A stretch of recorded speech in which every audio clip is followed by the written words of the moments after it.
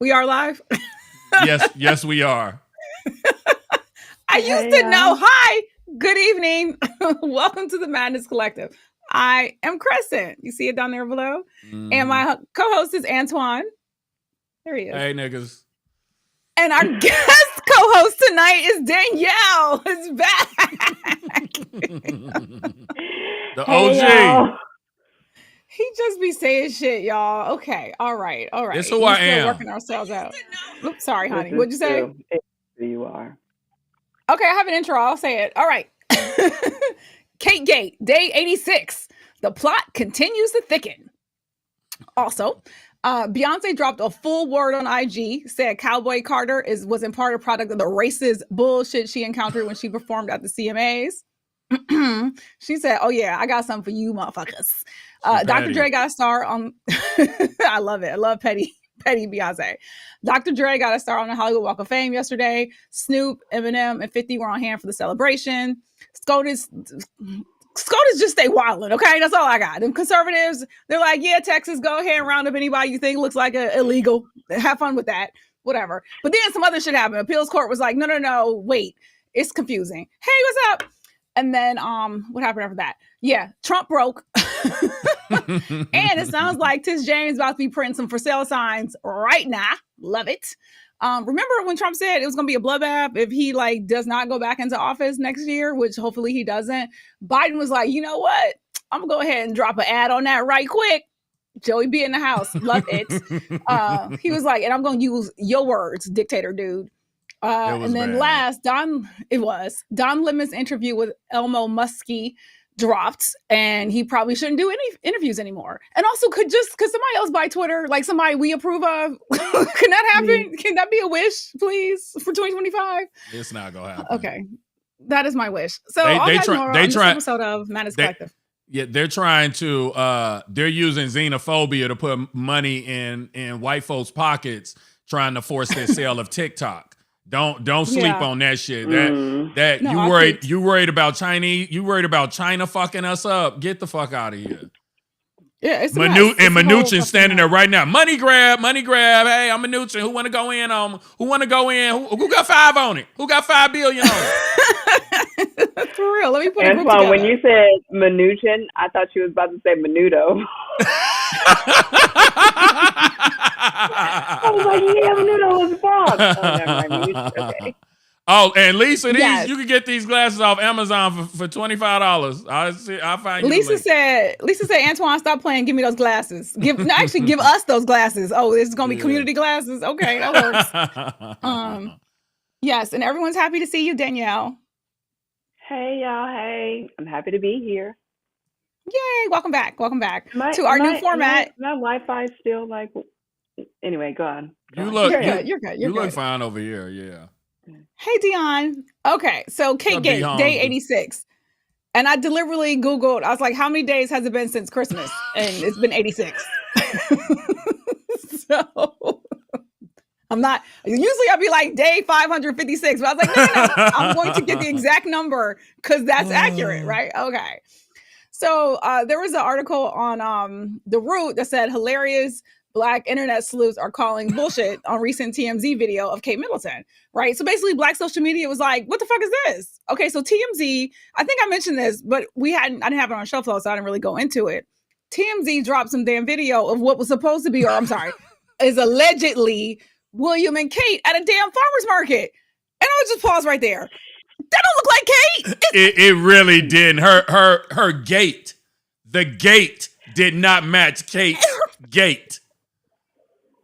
That was the first thing I noticed. I said, does Kate walk like that? Because I feel like she don't walk like that. Even though I feel like I never really paid that close of attention to it. Me neither. I was like, it was given straight up like basic Becky from I don't know, in Culver City gait. That's what she looked like. It just did not. Culver City is not basic. It used to be. It really is. It's a little basic. It's a little basic. Oh, y'all need to stop. Culver City is not basic. No, it used to. When I moved to LA, nobody would live in Culver City because until they created their arts district with the architects architectural firms. It was dangerous in part of it. Now I live there, but I can't afford it. That's why it ain't basic anymore, because all the rich people, see, they keep moving us, the black folks, east and more, because they want to move to Santa Monica and on the beach cities, but they can't afford it, so they keep coming more east, and so they keep pushing us out, and then that's where they are now in Culver City. But then people who want to be in Culver City because they have good schools have started moving east, and so they in Ladera and Village Green and all, the West Adams, Niggaland. So Danielle grew up in LA. For those people, she's been there since she was a kid, so she knows the area very well. When I say basic, I mean in comparison to like Beverly Hills, to like Calabasas. You know what I'm saying? Like some place where we actually might see Kate Middleton. You know what I mean? Like possibly. But compared to those places, it is basic. But if you go say if Culver City is basic compared to those places, then I live in Cabrini Green in fucking Torrance. Like it's what the fuck? In the movie, I know, but in the movie, The Slums of Beverly Hills. This was before I lived here. It's 2 movies that make a reference to Torrance. Dirk Diggalo in what was the movie? With Mark Wahlberg, the porn star. Yeah. That character is from Torrance in that movie. But in The Slums of Beverly Hills, it's the father is a scam artist and his 2 kids are with him, and he keeps moving them around town. So they're staying in a hotel. Yeah, it was Boogie Nights. Yeah. So they're staying in a hotel in Beverly Hills, and the father is basically like, yeah, this latest scam ain't working. We got to leave. And then his son is like, where are we going to? And he's like, we're going to stay in Torrance. And the son is like, I don't want to fucking live in Torrance. Hilarious. Oh my God. OMG. Wow. At any rate, continue. Torrance is the valley of South LA. It is. Sorry. So going back to not believing this is William and Kate at this goddamn farmer's market. And Tony says since when is TMZ a reliable source? Actually, that's the one thing that they were good for, is that they usually are ratchet, but it'd be accurate ratchetry.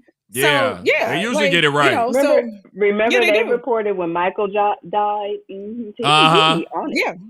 Yeah. No, that part. So one of the comments was Kev on stage, who has a huge following. He's a comedian. He said, they don't seem real just walking. He's like, y'all don't look like y'all ever bought a thing with y'all own money. Do y'all even know how to swipe a card? Y'all know how to tap something? So there was, again, the basicness of it, but also her face. I'm like, that don't fucking look like Kate. Like, did she have reconstructive surgery? Is it just me? Okay. Also, I feel like that's why she's not being seen, because she probably did something to her face or something. But I was also remembering in Harry's book when he was talking about when he would go to the supermarket, he would wait till like super late at night, like either right when it was opening when the senior citizens were there, or like super late at night, and like be all discreet and everything and try to get in there. So I'm like, and the 2 of them together were just walking around. Come the fuck on. She had no hat on. I was like, I don't believe that. And it didn't make sense either. Also knowing how everybody is running their goddamn mouth about whether you alive or dead or a clone. This is what you give us to prove that, they ain't got you locked up in a basement about to replace you, invasion of the body snatcher style. Like, it just was not, it was not a smoking gun. We still don't know. You can't wave from the balcony, Kate. You can't just wave from the balcony. No. Right. Look, make this your first IG live. Okay. And somebody said, hold up today's newspaper. Like, just let us know that this is, this you and it's today. Somebody called her Mate Kittleton. And this other chick who Tally Berry Baby, she's hilarious. She had a whole video. She's like, I'm back in my tinfoil bonnet. She broke into a British accent at one point. She was like, isn't it, bruv? She was hilarious. In it, bruv land. Yeah, in it, bruv land. And then she was like, so this video is blurry as hell. She called it a deep fried video. She also said, since Big Mama died, basically everything has gone to shit. Facts. Not Big Mama. Since Nana died. And she mentioned since Nana, she mentioned Nana too. Even Merriam-Webster on Twitter got in a gag. So people have been taking the 2 images of them at the farmer's market and like dropping them in other places. Merriam-Webster circulated that. Listen, whoever runs Merriam-Webster's account needs to raise Yes. They always Oh, Kelly, you want us to move on? Look, it's them. The Royals did this. They could shut all this shit down. Okay. Listen, y'all know where Kate is, right? Y'all know where she at. She where Kelly Price was at. She where Kelly Price was at. Wherever we. Antoine, I'm not there yet. Oh, sorry. My bad. I'm trying to get there. I thought I brought up the original backup. That's what I meant to do. It's all right. It's okay. Wait, so quickly though, but Danielle, has Kelly Price resurfaced yet? Have we found her yet? No, she resurfaced, but nobody know where she was. Okay, all right. That shit was crazy with Kelly Price. Kelly Price, and I don't like to speak on this, but to me it's obvious. To me, it's a ticky boom boom situation, as Wendy used to say. No. When she goes live after any incidents, she was dogging her daughter out. My daughter's being influenced by other people in the family. I'm like, girl, your daughter, people were asking where the fuck you were, and they asked your daughter, and your daughter didn't know. That's it. Your daughter ain't being influenced. She know where the fuck you were. Like, come on. At any rate. Sorry. Lisa also said, let her live. Oh, we want her alive. That's all we asking for, Lisa. We just want her alive, okay? We want to see her living. That's it. That's all. That's it. 2 more tweets and then we're gonna move on. So also on Twitter, they kept posting the original Aunt Viv with the side by side with the new Aunt Viv. With the light skin one. Can we at least have color cohesion when we replace niggas? Like, that shit is crazy to me. No, we cannot. Never, not even close to being a match. No. Wait, but also, speaking of color cohesion, they also posted Iron Man 1 versus Iron Man 2 with baby wipes, and then it was Don Cheetos. You literally couldn't find 2 black people that look less alike than Terrence Howard. The only thing that would make it different is if Terrence Howard had the baby hair. You know, he got Fosse hair with the green eyes. But that would have been the only difference. That's the only way you could have made him look even less alike. That shows you the broad spectrum of Negro-ness. When that photo, it's like, damn, both of them the same race.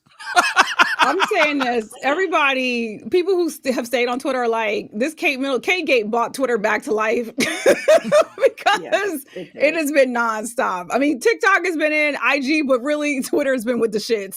Yeah. There are certain things that bring us all together. One of them. And the fact that niggas are so invested in it is a little shocking to me because normally we don't give 2 fucks about these royals. But I think Megan, I think, sparked our interest. Like, oh, it's one of us that's connected to it. Okay, my interest is piqued now. If they done dog Megan the way that they did, we wouldn't give 2 flying fucks about Kate. True. We really wouldn't. That part. Right. True. That's the thing. Is like, had they not done Megan so damn dirty, now we're like, oh, so now you want some privacy? Oh, okay. Yeah. Like, whatever. And then it got crazy too, because Madea entered the chat, then Oprah entered the chat. It just got Tyler Perry's like, y'all can stay with me. And they were like, okay. Also, it's not just black people. It's literally it's lawyers that I follow. It's MSNBC. Look, they was at the Biden and press corp at White House asking the press secretary about it. She was like, "Okay, President Biden is not commenting on this Kate Middleton shit. Like, stop it, please stop." Wait, Barack, what did you find out though? For those who don't know. For those who don't live online like us, so Barack went to visit Downing Street, and they see him walking in. First of all, the first thing they had was the Shaft music accompanying him as he was walking in, and then everybody was like, they were like, "Let me go check on this gal." Let me go see now you want a gate, a gate that is not basic is that nigga's gate. You could see him from a mile away. That's a stroke. That's a stroll. You know what? You know it. When you see him walking like that, you like, how the fuck? He ain't half white. He couldn't possibly be half white walking down that motherfucking street like that. That's impossible. I don't even walk like that. By his white mama. She was like, "She know what I'm gonna do for you. I'm gonna make sure you good, okay?" Well, he's so cool. He's so cool. He is. We're moving on from Kate, but first, before we move on, we do have to say, apparently, an employee tried to illegally access her damn medical records at the hospital. So now, that's foul. That's really fucked up. And although I am sure he or she was offered literally a king's ransom, I'm sure of that. Yeah. The hospital is pissed and they are devastated Go ahead. Did they get into the records though? Did they get into the records? No, they did not. No, they did not. I'm sure they have all types of like codes and whatever on like her shit. So if anybody touches it who's not supposed to, I'm sure a bunch of alarms went off.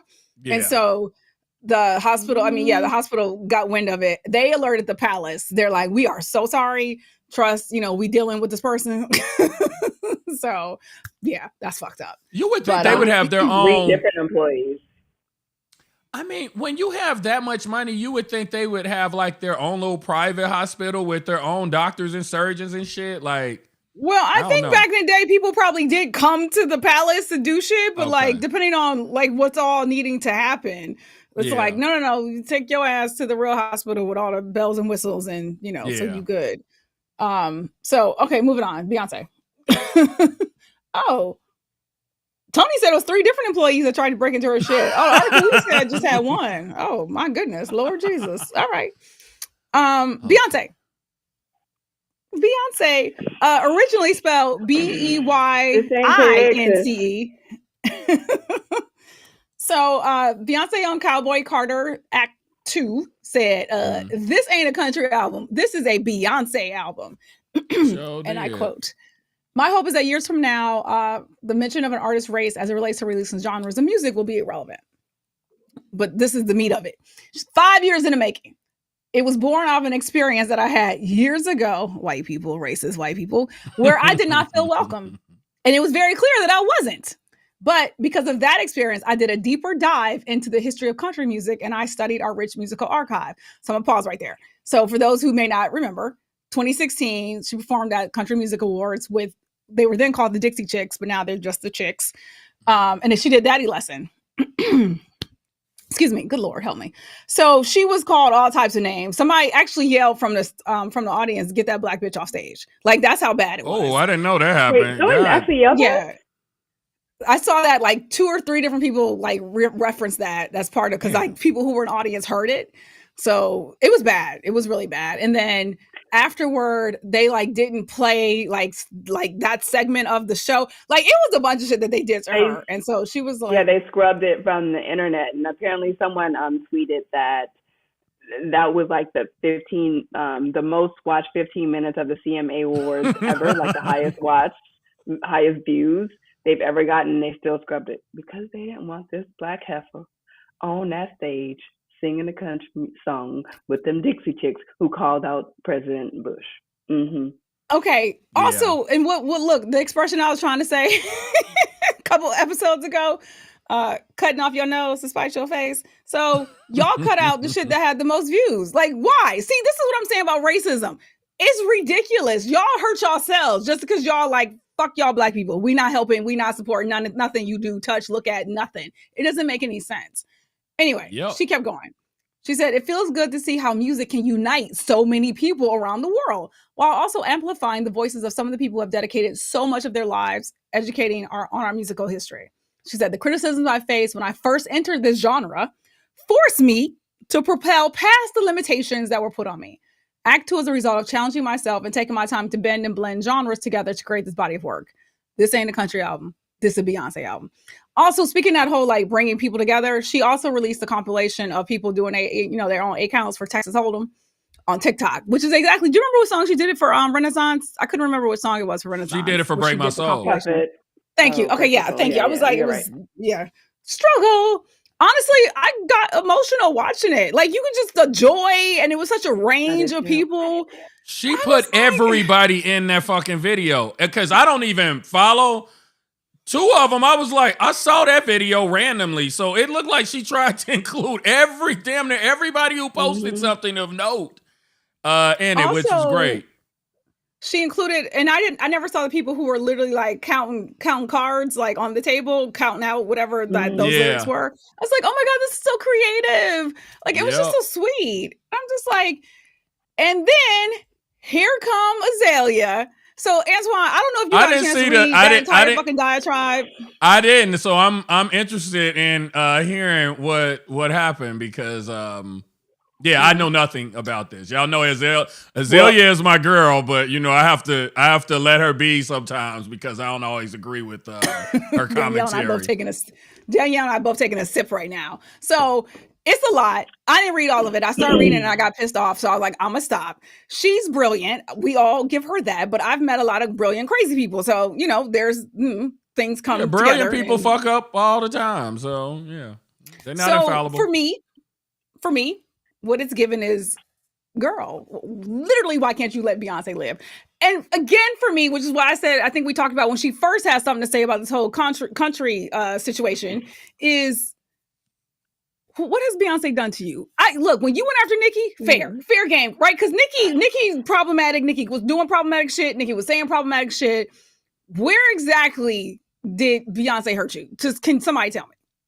Danielle, no, she don't just comment on people that she feels offended by. She just gives commentary on a lot of times she just comments on pop culture. The heat, though, the heat of it, I was just like, this feels real. I mean, it's long. She goes in. And look, she's clever. So some of it is funny. Go ahead, Danielle. She did call her Bianca Bardot, and I thought that was pretty clever. And she's been calling her that for a while. She called her Bianca on the first one. When she initially announced the album, she called her Bianca.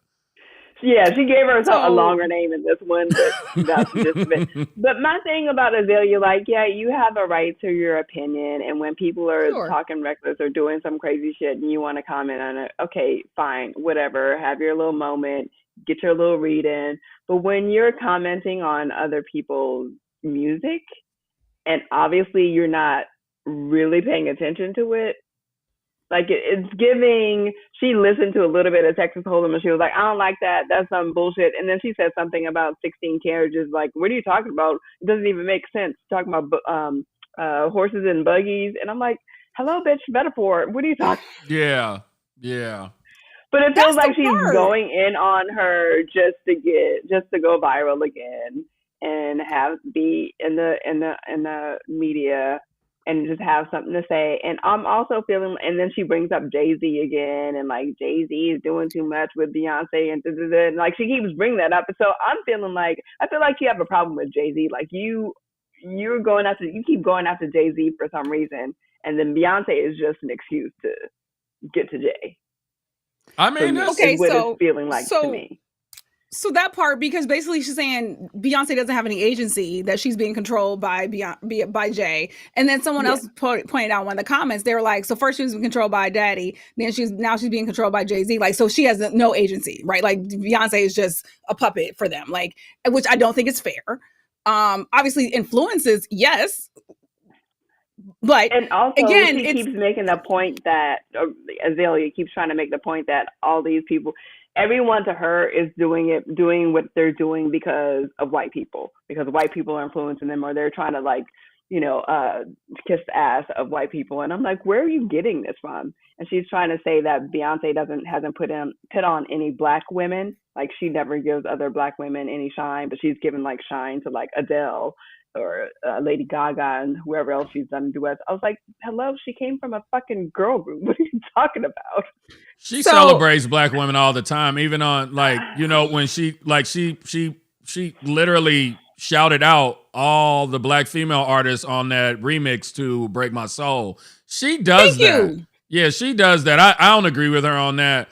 And I also feel in terms of agency, clearly she wrote whatever she wrote, I'm assuming, before Beyonce released her statement, because out of everything she did it in response.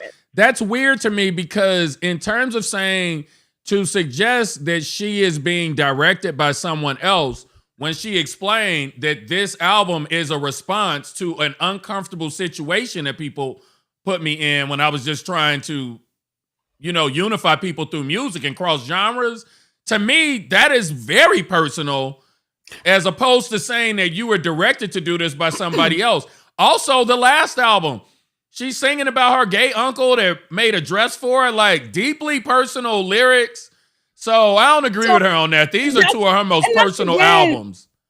I do want to hear your thoughts once you get a chance to read this basically short novel, but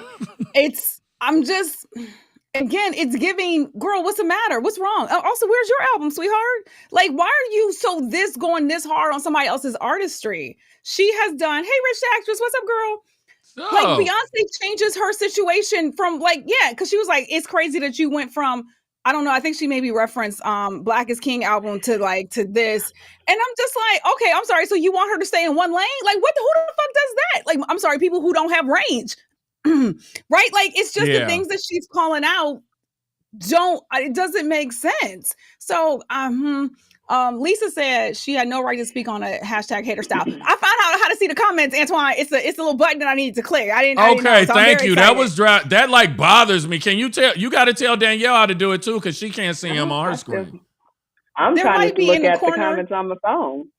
I was doing that too, but now I can do it on screen. It's better to see him on the screen because you see him in real time. There's a little icon in the corner. She got it. I clicked on it. I got it. I clicked on it before and nothing happened because there were no comments yet. Okay. Wait, Tony said people like that are, what's this word? Remoras? REMORAS? I think he might have been morons.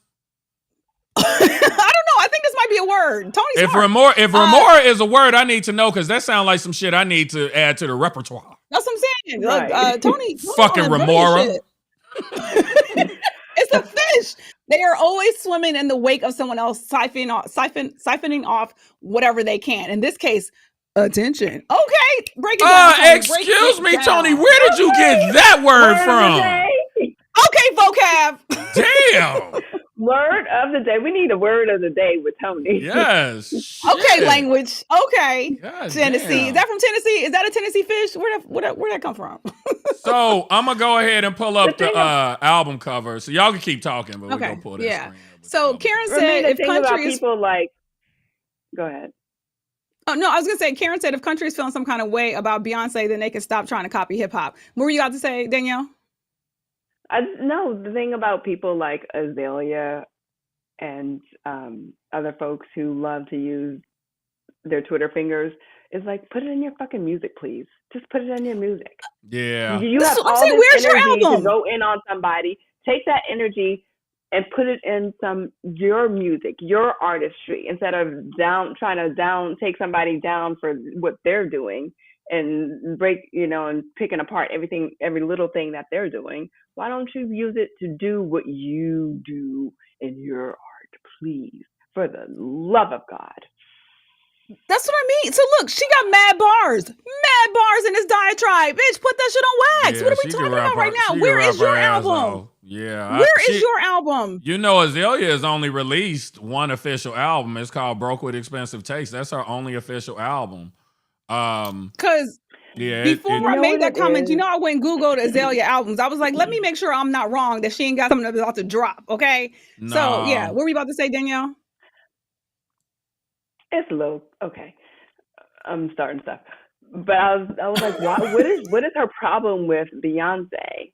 And I realized in her going in on Beyonce, I was like, I'm always gonna be a defender of B, because she gets it from everybody.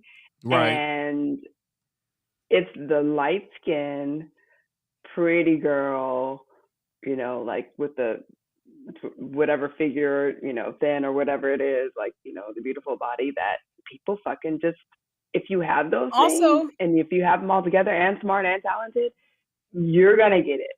And and you get all the, go ahead. What? No, I was going to add to that. Also, look, lovely upbringing, parents that loved her, sister, you know what I mean? Like nice, solid, upper middle class upbringing, right? Like she wasn't from the hood and had to do that type of struggle. So yeah, it's a lot to hate there if you're not, if you also feel way inside. Because the thing is, in our community, and I can say this because being someone who's like a lighter skin, I grew up trying to eat my way to get thicker, trying to get a tan to be browner, to be more black, so I wouldn't look like that girl, that light skinned bitch who thinks she all that and thinks she better than everybody. That, because you get all of that, and people talk about you and will dog you out. Like, I got teased so much about being too skinny or whatever, and so I had a complex about it. But you can't complain about it. You got to just eat that shit, because what are you complaining about? Yeah. And were you about to say, that's Antoine? what people give to Beyonce, and like she has to just kind of eat it and take it, and it's like it's so frustrating. But I think she's built for it though, because I feel that with culturally, even though Azalea's voice is heard loud and clear because she's so abrasive, but when you reach that upper echelon of financial stability and popularity, niggas go talk about you. They did it to Michael Jackson. They've done it to Prince. They did it to Whitney. They do it to everybody. So I'm not saying that she. I guess all I'm saying is that this is just business as usual as far as I'm concerned. I'm gonna say this though. Michael gave motherfuckers reason to talk about, right? His nose is not his original nose. Like his skin, there was stuff to be like, well, okay, I don't know what's happening here and there. So there was things to talk about. Prince was always aloof and kind of doing his thing. Whitney, once she got away from Clyde Davis, Whitney became, the Whitney that we did not know. Beyonce, right? Beyonce not without controversy though. You look at her dad, the girls getting kicked out of the group. She has equal things, I think, in her history. She has that people things, but that was the girls getting kicked out of the group. That was them, and that was her father thing. It wasn't Beyonce, and I think that's what I'm also getting at is I don't feel like Beyonce has as much stuff as other people have. That's why I always feel some kind of way when people come at her, because I'm like, yo, y'all got there's problematic motherfuckers out there for you to talk big shit about. Definitely. So go for it. And also, it's not justified. There's a special kind of disdain for women, specifically for Black women, and then specifically for Beyonce. Like people just really want to hate this woman and really want to see her downfall. It's just sad to me. It's sad, but plus also, look, as she just mentioned about with the CMAs, right? Like we get hate from white people nonstop, 24/7. So then when it's in your own community, you're like, and then somebody, especially like Azalea be going hard in the paint. Like she is now at this point super consistent about it. And I'm just like, girl, ease up. So I was going to read some of the comments. So Dion said, and Danielle, my dark self caught all kinds of hell for being too Black, but then using the King's English. So it's a no-win trying to appease everybody. Yeah, Dion is Black. Dion is black. Black is beautiful. Dion is black. And apparently quite articulate. Yes. Everybody loves Dion though. So, but I don't, that don't discount. I'm sure he got it because in my neighborhood, if you was light skinned, you got made fun of, and if you was jet black, you got made fun of. You had to fall somewhere in between, and don't be a girl and be dark and not have no hair on your head. I mean, African booty scratcher, just the worst would come out of everybody's. I remember one dude said, thinking back on it as kids, everybody laughed. He's like, we can smell what you thinking. You so fucking bald headed, and everybody was cracking up. Your mama so Black, just all of it. It's terrible that we do that to ourselves. It's terrible. You are triggering me, but that exactly, honestly, is my main point. And I'm not saying I'm gonna believe in some Shangri-La. We all gonna get along, like hands across America shit. But in this era, for it to be coming so hard from this particular person, it's like, what girl bye? What's going on? Where is your album? Focus on that. Also, was it? Did you and I say this as a fellow witch and just help her come into the fold? Like, no, you did. No, you did. So we accept each other. Let's do seances and all of those other things, certain things, spells.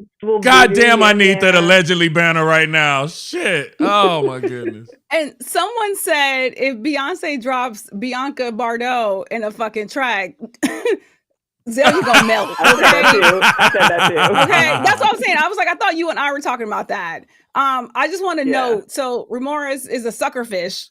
And Dion said that hashtag big brain.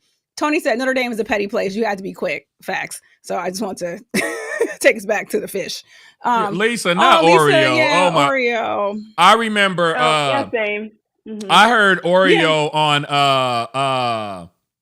Do y'all remember the show on? It was called Up and Coming. It was a black. It was a black show that was on PBS. In Chicago, it aired. I think it aired on Channel 11. It was two of them. It was one called The Righteous Apples, where it was a black band, and they had one white member, and he used to always say he was a black man trapped in a white man's body. But on Up and Coming, as a matter of fact, one of the girls from En Vogue was on it when it first aired. But there was an episode about one of the girls being called an Oreo, and she didn't know what it meant. That's terrible.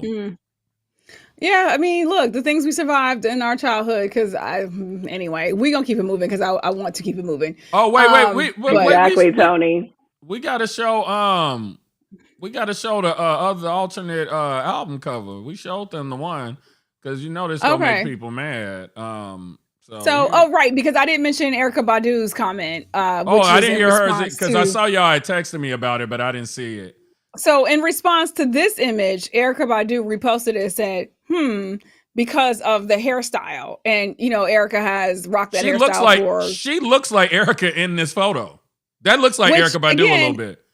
Given the hairstyle and the body, I can see that. But, black woman body, black woman beads, you know what I'm saying? Beaded hairstyle. I see it. I can definitely see that. They both and they both have green eyes, too. It's funny. I never realized, because I used to always say she looks like Naomi Campbell to me. But that's another thing too. Beyonce is like a chameleon. Like she really depending on lighting, makeup, hair, you know what I'm saying? She can look different. Again, one of the things I like about her. So then what happened is then Erykah now had to reach out to Jay and was like, Jay, you gonna let the bees and all them come at me for this comment? Cause the Beehive was getting in her ass. So everybody was like, can somebody please tell Erykah Badu she did not create everything? Cause you know what? I might be able to find a picture. I didn't have one with the hair was that long, but I know I got a picture with me and some goddamn beads in my hair with braids. Hello, 80s. That's what we rocked. Most of us black girls who grew up in the 70s, 80s, 90s had braids with the beads. And somebody posted pictures of Rick James. Come on. Well, the one thing I'll say is that what I'm interested in saying is, what I love about her theme for these album covers is, I feel like there might be an issue for Cletus, Bubba, and Jethro because y'all know as well as I do, when y'all drive down the street and y'all see a house with an American flag waving outside of it, I was telling the girls earlier today, I'm like, when I see American flags, I'm on ready. I'm on ready. And when I was a kid, I didn't feel that way about the flag. When I would see the flag, I thought, not saying it's not beautiful, but today it seems like it has been co-opted into, the right wing has co-opted it into a symbol of white nationalist patriotism that is exclusive to that part of the country. So, yeah, I love the fact that with everything with the rollout on this album, it's no, this belongs to all of us. We are all here. We're all Americans. All of us, everything about it should be celebrated. You don't fucking own this. You don't own that. It belongs to all of us. Country music is American music. Even if we did start it, but it's still American music. Everybody can participate. And I like the fact that when she goes on tour, nigga, okay, I already told you I'm getting me some tight ass jeans from Fashion Nova. But now I'm gonna wear me a cutoff tank. I'm gonna wear a t-shirt with the sides cut off. And y'all gonna think I drive a fucking a pickup truck. I'm gonna have an American flag on that motherfucker with probably a red hat. I mean, I would have never done that had she not done this. You know what's funny is early on in MAGA, I had a t-shirt. I had a t-shirt I still have it, that has an American flag on it that I very deliberately would rock early with Trump shit. I was like, no, fuck that. Same shit that Beyonce is basically, communicating right now. I was like, I'm born here too. This is my flag. Yes. Just literally as some straight up no, you don't get to co-opt this. But then it just became too much. So we're going to move on. There was something else I was going to say. Oh, the Beyonce part, the way it's spelled. So I actually did not know this until today. So that spelling is the original spelling of her mother's last name. Correct. And it's Beyince. And so when they were growing up, it was her and I think another brother that had their name spelled Beyonce, Beyonce as we know it.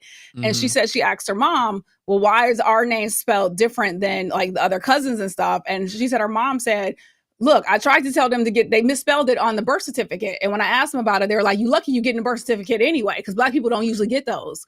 So there's a lot of, once again, Azalea, there's a lot of history that, that Beyonce is communicating. If you just, pause 2 seconds and stop being fucking mad, you know what I mean? Maybe you might learn something about her, but that's just me. So, okay, moving on. Dr. Dre. Terrible transition because, he can be problematic, extremely.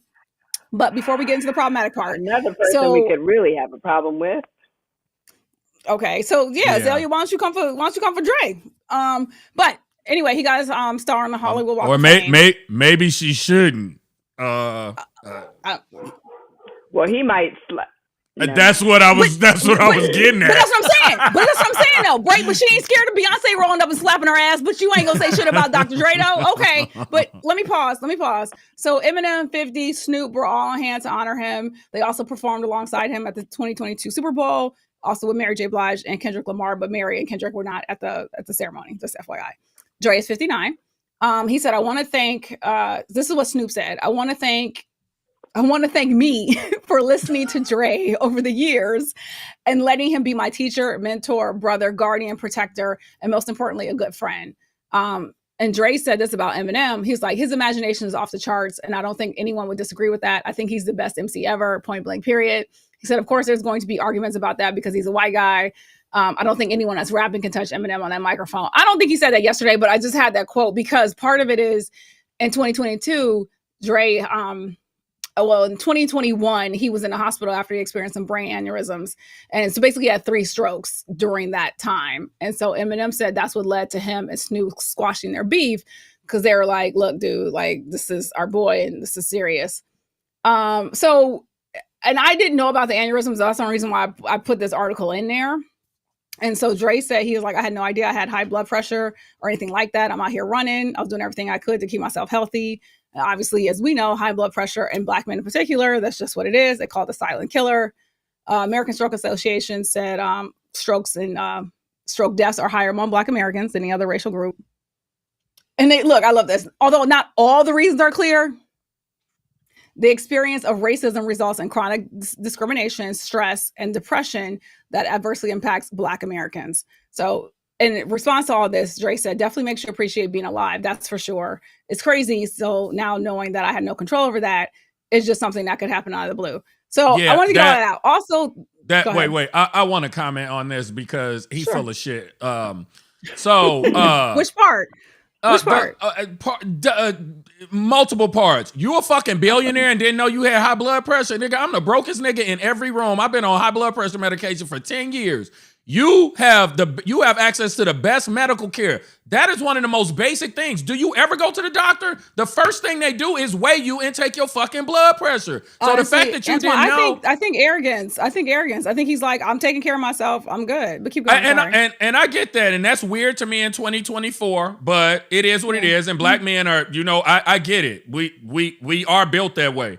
The other thing, when he basically said at the end, to know that I ain't had no control over it and that, blah, blah, blah, blah, it's like you do have a lot of control over it. Had you been going to the doctor regularly, you said you were already exercising, you look swole as fuck, so it seemed like something else might be going on. I'm just speculating here. But yeah, we are not just slaves to our genetics. There are things we could do to reduce the chances of having strokes and heart attacks. I just want to make that clear. Don't be thinking that just because you Black, you automatically are trapped in the category of having strokes and heart attacks. Yeah, that's what the article was giving me towards the end. I didn't like that part. No. And also, you definitely should have been going to the doctor because you are of a certain age and you should be going getting your fucking prostate checked, your blood pressure checked, all of that stuff. I don't understand. Weird to me. Well, so Karen said, I know a guy who runs marathons who only found out he had high blood pressure when he went to get his COVID shot.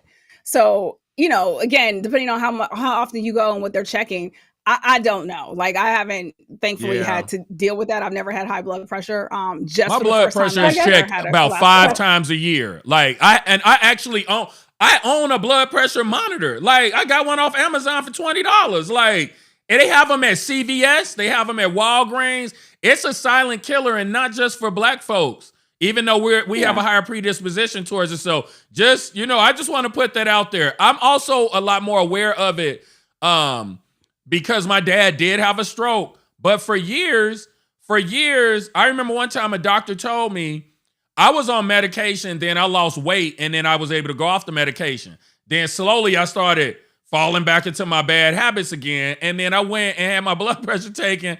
And the nurse was like, your blood pressure is high. And I'm like, yeah, I'm going to lose the weight again or whatever. She was like, yeah, until you figure all that shit out, you need to go back on your medication because you will have a stroke or a heart attack if you don't. So I just really want to emphasize that to people. Don't sit around and be proactive. Danielle? No, I was just going to ask the question, when did you find out? Did you find out because you were going to get regular checkups or you were going to get checked up for something else? How did you find out that you had high blood pressure? Mine was, I'm trying to think what I found. It was a standard checkup. And do you get regular checkups? Like for women, we have to go and we have to get a pap smear every year. So we get shit checked out. You still should go to your primary and get other stuff checked out. But like we have regular doctor's appointments. So I think it's in our mind to get checked out for certain things, and it occurred to me like men don't have that. True. That y'all don't have to get the annual pap smear. Yeah, exactly. True. Yeah. The thing with Dre, and I guess he was on the cusp of hitting 50 when all this shit happened to him, because I think Dre is like 53 now. I don't know exactly.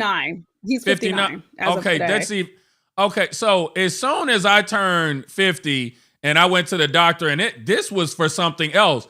They were like, you about to turn 50, so we got to schedule for the colonoscopy. We got to schedule you for the nephrologist to check your kid. They told me a bunch of stuff that I knew it was coming at some point, but I didn't know what the age barrier was. So it's just very strange that happened to him. But, it does happen, especially with black men.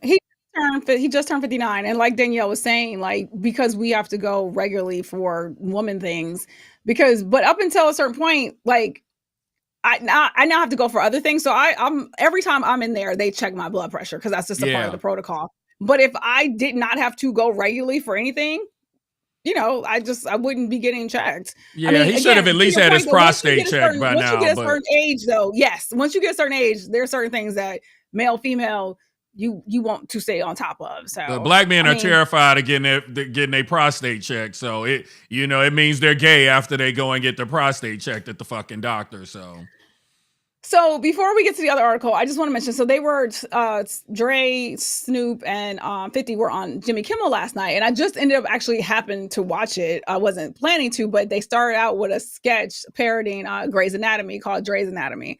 It was kind of it was a little bit lame, but kind of funny, whatever.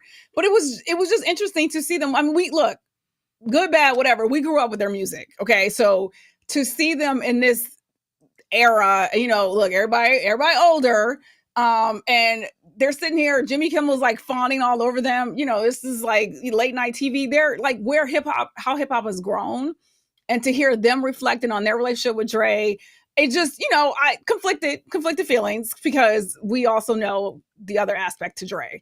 So it just was, and the whole episode was them. So he didn't have any other guests. It was Dre, Snoop, Eminem wasn't there, and 50. And then I was going to mention the other article, but go ahead. Danielle? Fun fact about Jimmy Kimmel. When Jimmy Kimmel first aired, he had Snoop was a special guest for the whole week, and they would have alcohol and stuff backstage. I went because I knew one of the producers, and it was a good time. But they had to stop that because people got too high, and this girl got sick, and all of that stuff, and so they stopped serving the alcohol to the audience and stuff.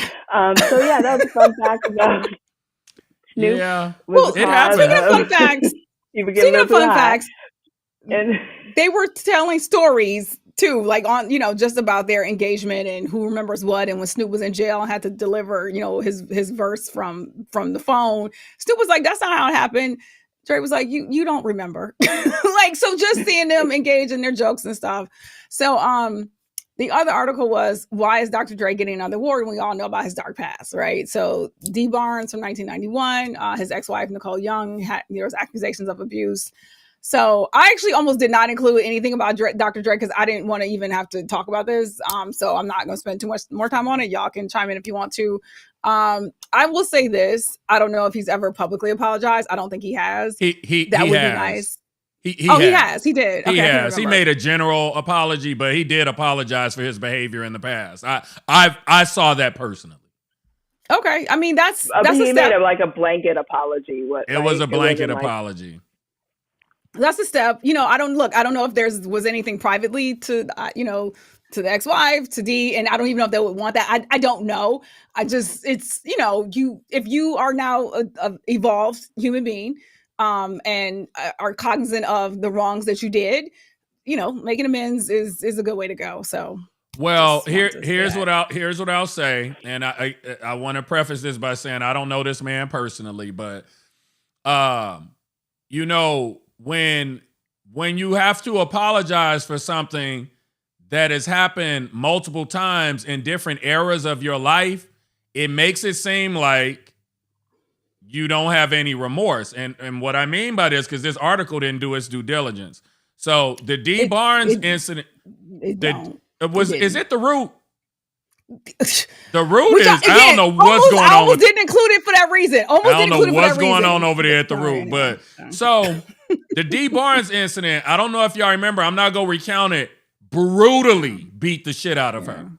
She wasn't the same after that incident. This was in the early stages of gangster rap, So that happened. And the one that they left out of the fucking article that to me stands out the most, and I'm going to read a quote. Michelle A. has a whole movie where she's talking about what happened. I'm going to read the quote. I thought about that too. Yeah, I was like, it's not a quote, but Michelle A. has said that Dr. Dre broke her nose during their 6-year relationship. Michelle A. has also said that Dre raised his hand to her multiple times, cracked her ribs, and blackened her eyes. She has also said that she has had to have plastic surgery on her nose to repair damage from one of those incidents. Now, from D. Barnes to Michelle A., there's a significant, that's not a 2-year time difference. It's a decent amount of time between those two incidents. And then the last accusation was for his wife, who he just got divorced from recently. So, in 2020.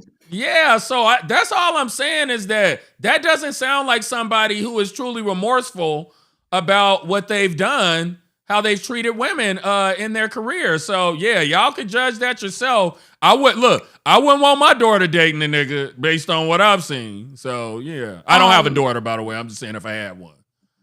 Last thing I'm gonna say about it, we had done well for the last 2 episodes being at an hour, but no, that's not happening tonight. So it's the artists that we grew up with, and when I say we, I mean these two people, these lovely people with me right now. Hey, Teresa.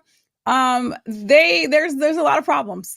Hello, R. Kelly, right? Like huge problems, but this is the music from our formative era. So it's for us, for Gen X and up. Sorry, there's a little bit of conflict. Not for everybody. Some people are like, fuck them niggas for life. But sometimes when you're in the car by yourself and certain track come on, you're like, I hope ain't nobody looking, but I'm about to bob my head to it. So I've heard from other friends of mine. I do not do the pedophile. I can do the pedophile. Which I get. Trust me, I 100% hear you. And when I'm in the Midwest, I hear R. Kelly on the radio.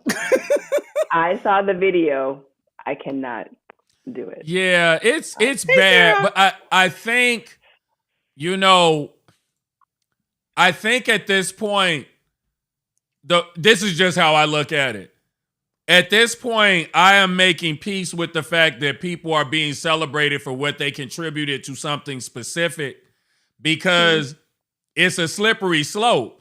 Because if you say that about this person, damn near every artist has had a situation where they did some things that probably weren't the smartest. And Jay-Z used to be a drug dealer. So all these different things. If we hold them to task, and some things are way worse than others, you get what I'm saying? But if he's being celebrated for his musical legacy, I'm okay with that. I just have a little asterisk next to the nigga's name. That's what I'm saying. I'm just acknowledging there's a conflict. That's all I can do. I'm acknowledging. Yeah. Because we feel like. Go ahead, Danielle. No, I was just gonna say same. Like I can appreciate like for his musical genius or whatever his music, fine. Even Robert, for me, I just cannot listen to it because for me, when people talk about separating the artist from the art, his art includes the foul shit that he's done. I know. Like, we go and like he talks about being a pie. Seems like you ready. Never like countless songs talk shit. Age ain't nothing but a number. What he likes and what he does, and so for me, it's hard. Like I don't understand how people don't connect those two with that specific person. Yeah. Yeah.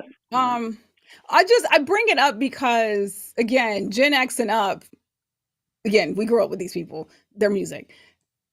Below millennials, older millennials, I'll even give them that, but like kind of mid and young millennials on down, they be like, who the fuck is this nigga? How you fucking with him? Like it's a whole like screaming match at like they're the olders. So I'm just kind of like, look, we are clear on the terribleness of some of them. Okay, just give us a little bit of grace. Some of us say? Are. Oh, okay, fair.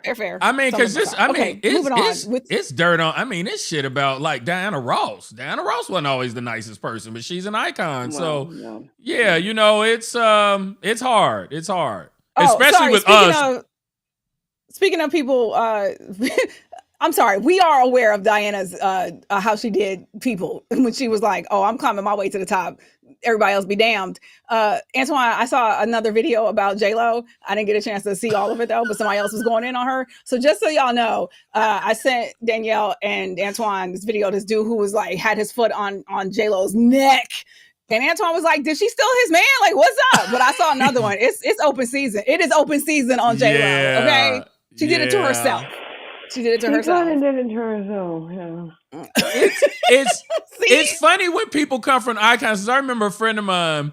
I said, yeah, it's terrible how they blacklisted Janet after her titty popped out at the Super Bowl. She's a Jackson. He's like, nigga, shut the fuck up. He said, everybody needed a break, all that. Ooh, ooh. He said, well, non-singing ass. I said, don't be talking about my Janet like that. Ooh, he said it had nothing to do with her titty. Everybody needed a break from her old non-singing ass. I said, terrible. You know what I realized?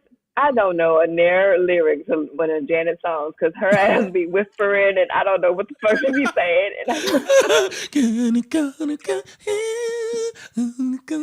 Do y'all remember when all I know is what have you done for me lately? Anything else? I don't know. I don't know. Do y'all remember when look, my glass is fogging up from laughing so goddamn hard. Do y'all remember when that iconic show that did not goes? Yeah. J-Lo was in that video. J-Lo. Speaking of. But remember when T.S. Madison and Jesus, they keep fogging up. Remember when T.S. Madison and Kaya had the Queen's Court. And that was the first time I had seen somebody come at Janet because when Janet and Kaya did a song together called So Excited.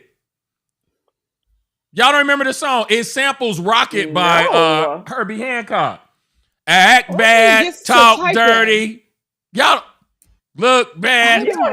Get me so excited. What? It's a bop. Y'all have never heard So Excited featuring Kaya. Okay, excuse me. So look, Kaya had a verse on the song. That song, it was off her 20YO album. So Kaya's on the song. She has a verse, right? Yeah, I don't know this album at all. When they dropped the single, they took Kaya's verse off of it, but they kept her voice in it. So they used her kind of like as a texture on the song. That's how Jermaine Dupri put it.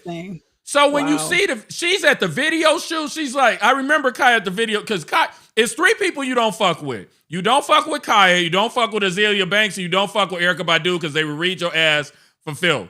So and put they had a behind the scenes thing, And Kaya was at the video shoot. She's like, yeah, it's me and Janet. You know, the streets was asking for it, so I had to do it. So when the video comes out, Kaya is damn near removed from it. They got Kaya on these little TV sets, you know, with her head, like doing the lyrics. So she felt some type of way about it. So BT years later did this thing where they awarded Janet with some sort of award or whatever, and they wanted to use that song. They had to clear it with Kaya. And Kaya was like, I told them they couldn't use it because, and then basically I say all this because she started saying, hey, everybody got tired of Janet doing it. Ooh, it's a sing. Oh man, I'm going to find that clip. But she read Janet for Phil. I know nothing about this album. 20YO. 20YO. It was the 20-year anniversary of her Control album. Yeah. Yeah. No, missed all that. Okay, we're moving on. But before we do, remember when we went to Vegas to see Janet for my birthday crescent? I do remember that. Most of it. You remember? Do you remember? Oh, she said, do you remember the time? I said most of it. How many times have y'all seen Janet live? I've only seen her that one time. I've seen her 3 times. I saw her on the Rhythm Nation tour. I saw her on the Invincible. The one she got pregnant right after I saw her at the new Forum. It was right after Forum had did the remodel. Callum said, oh, sorry, but I can read it though. Callum said, Michael Jackson's music was very important to me before Finding Neverland came out. His music is important to the canon of pop music and culture in general. And then Sarah was saying, I'm so brainwashed from my youth that I automatically went to Jesse Spano. I'm so excited. I just can't find it. Zach, I'm so scared. That shit was iconic. That scene is iconic. Oh my God. Wow. Oh God, help me, Lord Jesus. Okay, we're moving on. Okay. I'm where are we? SCOTUS. Where are we? We on SCOTUS. Wherever Kate is. Lost. In a closet someplace. Anytime. Any place.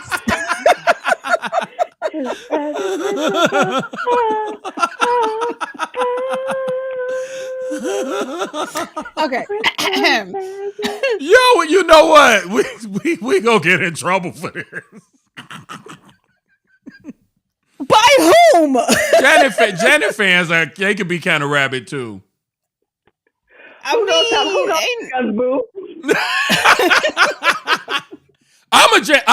want to be clear. I'm a Janet fan. I don't give a fuck. You're a Janet fan. I'm a Janet fan. I'm a Janet stan, nigga. I knew the choreography when Janet did Control on the American Music Awards when Diana Ross introduced her. I used to know all the choreography to that fucking performance. I knew all the choreography too. I knew all of Miss You Much. I could still do the I Miss You Much choreography. Okay. But can you do the chair? Can you do the chair?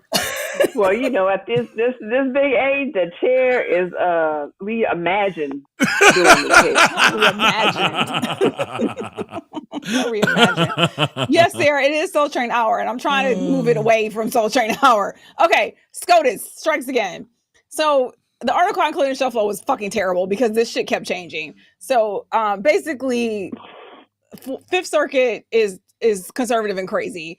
And they didn't want to make a final decision on this stupid ass Texas law, so they sent it to Supreme Court. So the law is this: the state law would allow police to arrest migrants who illegally cross the border from Mexico and impose criminal penalties, right? So you could empower judges to order people to be deported. You could be 6 months in jail. And here's the thing, though: implementing it would be a hot mess. And just so everybody's clear, immigration is usually dealt with by the federal government, right? Okay, not individual states for a bunch of reasons. That is the way it has always been. But Texas on some outlaw crazy shit. Thank you, Governor. Is that Abbott? I always get that one in Georgia confused. But anyway, yeah, that's Abbott because the one in Georgia, I can't remember his name, but that's the guy that Killer Mike sucks his dick. Well, I forget his name. Kemp. Did I lie? Kemp. Governor Kemp is Georgia. Yeah, I knew it. I knew it wasn't Abbott, so I knew you had it right.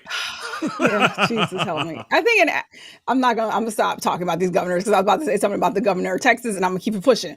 So Supreme Court basically allowed the law to move forward, right? So everybody's up in arms, like, oh no. But what they were doing though is like they told the Fifth Circuit, y'all got to make a decision. But here's what I don't get. So while y'all telling the Fifth Circuit they got to make a decision on this, then you still let the fucking law go forward? That's weird. I don't get that. Yeah. And then so then the Fifth Circuit was like, okay, bet. So we're going to put it back on hold. So then it was like, oh, no, the law is not moving forward. So I actually don't know where we are at this hour. Right. I don't know. Some shit may have just changed again. Right, Tony. So Tony says this really made little sense to me. Didn't they just slap down Colorado for trying to co-opt a federal power, but allow Texas to do the same? That is another issue, right? It's like this court is schizo. Thank you to the conservatives.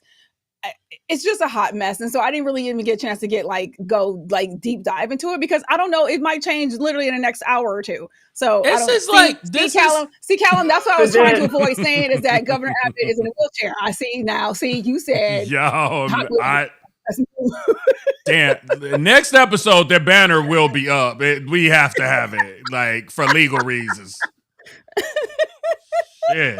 God damn. Y'all mess. Y'all can't be trusted. You niggas can't be trusted. Wait, Tony said keeping it pushing, like how he get around. I'm so mad at y'all.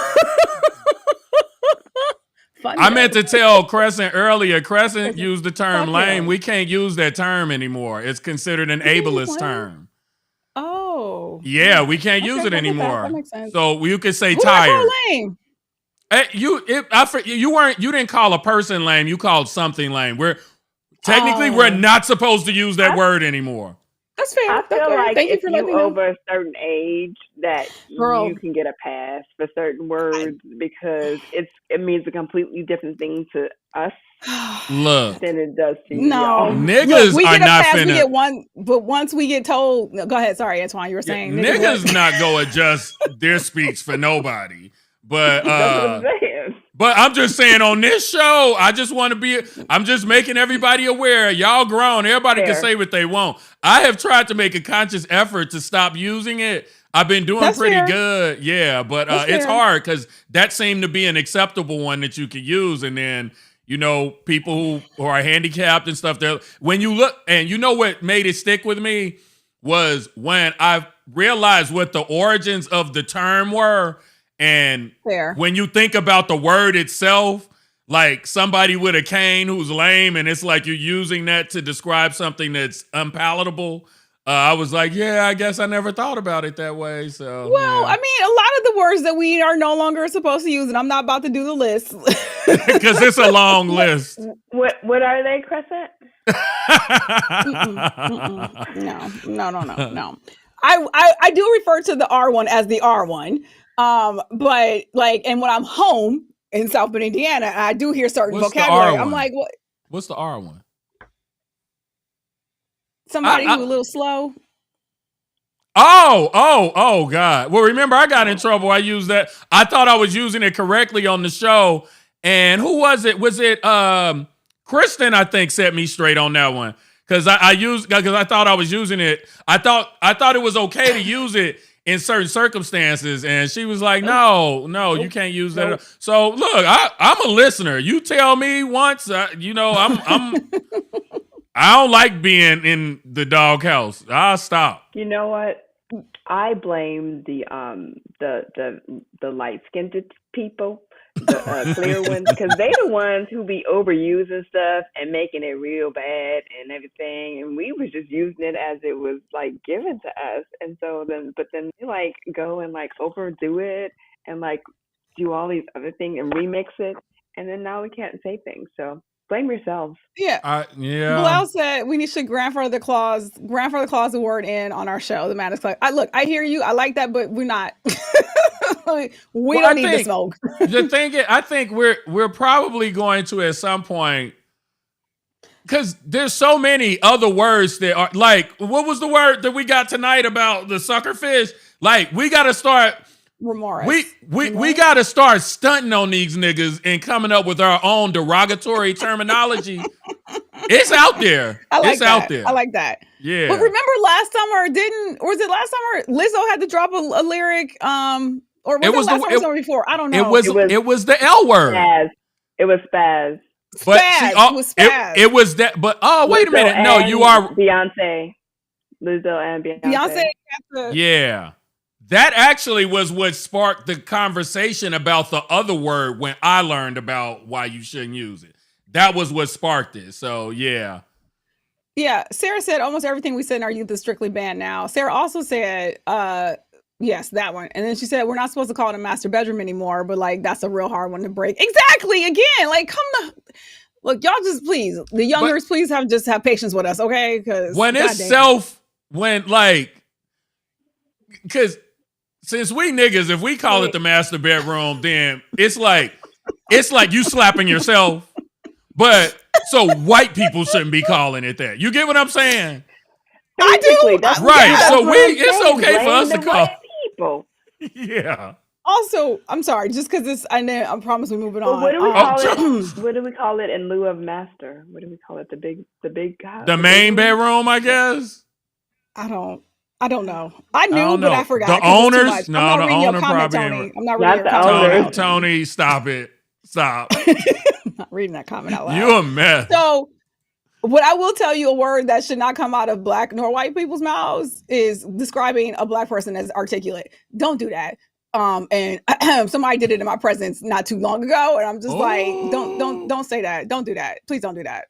And unfortunately, yes, I think sometimes a person, depending on their background, they may actually be genuine about it, but it's certain words that it doesn't matter how genuine you are. Once they're paired with a particular situation, it just reads wrong. It just doesn't read properly. And if you as a color don't know that, then I'm really looking at you sideways. Yeah.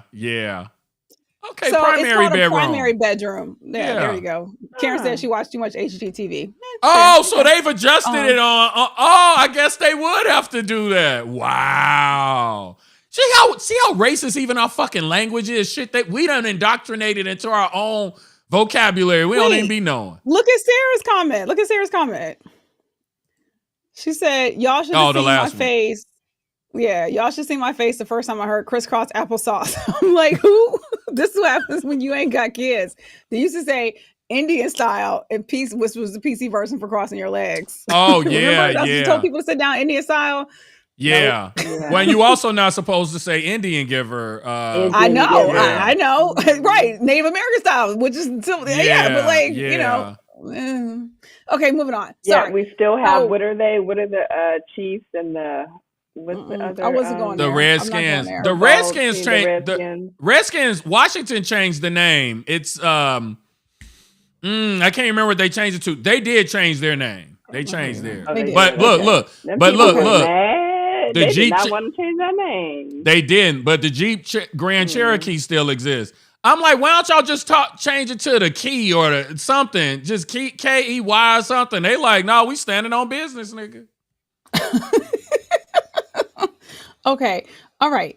That's why Beyonce said, Cowboy Carter, here we come. Mm-hmm. Also, Rich actress said, I'm part of the special needs community and therefore a natural advocate. This is they're why the commandeers now. But that's why it's important. Like, we're all, please just educate us. Yeah, that's why it's important for us to respect respect the changes. Because I remember even Cat Williams. Commanders. Cat Williams was, he was referencing the closer, Dave Chappelle's, the one that I didn't like where he came for the gay and the trans community. Because it wasn't good. It just wasn't good. But he said, he was like, he's like, niggas have to change with the time. I was shocked because Cat did it, right? This was before the interview, so I can't connect it to nothing. But he was saying that, he said, you have to evolve with the times. And then he actually said, like, you learn that you can't. He specifically said, like, not to use the R word because it's disrespectful to a group of people. And I was like, damn, Cat out here teaching people nuance and fucking versatility and fuck. Yeah. So So we go try and be cognizant of that, Rich the actress. Thank you for watching. You are OG at this point. Okay. All right. We are. So Trump. I wish I could call him a bunch of fucking forbidden names. All right. So there are, we are allowed. You know, this happens sometimes. Wait a minute. I'm losing my track here. Rich the actress hit the fucking wrong.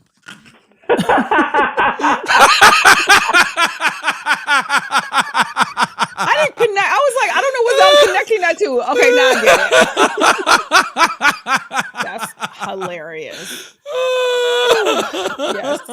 Yes. So yes, Blau, we were, us niggas was going deep, and then we were not. So, you know, fucking wrong. Welcome to the Madness Collective. Oh my goodness. All right. Hey, Crystal, look, Crystal in the chat. Yeah, we still here. We supposed to be trying to wrap this shit up though. Oh but we yeah, Crystal, thank you. Here. We miss you. Hey, girl, hey. Crystal girl, was our first. You don't have to go back to the top. Crystal was our first guest ever before we even did video. Yeah, when we did it, it was a podcast. She was our first guest. Crystal is the original OG. Days, them audio only days is a blur. She gonna say, "What, nigga? What I missed, girl?" That's what I just said. I was like, "Oh, sorry." When we're done. Oh, that's what you was like. Go back to the top. Scroll up, nigga. Scroll up. Okay. And look, for those who are watching right now, we told y'all we weren't gonna be here on Friday. It turns out we're not gonna be here on Monday either. But Antoine, that might be when Tish James starts collecting fucking Trump shit. I know. All right, so that's what we talking about next. We talk about that next. So key questions: that's Trump hurdles toward deadline to pay $54 million fraud penalty, which is probably gonna be more by next week, right? So it's $117,000 per day that's added to it. That's the number that I saw. It will definitely be more by next week. So I keep missing because I wanted to, there's a setup I'm trying to get to, but fuck it. We talked about this on the last show. So he's gone to about 30 underwriters and has gotten shot down by all of them. They are not messing with this man. Antoine, you ready with our video? Oh yeah. Let's go ahead and kick it. Jaden has $1 bill, 1 quarter, and 2 pennies. How much money does he have? Jaden broke.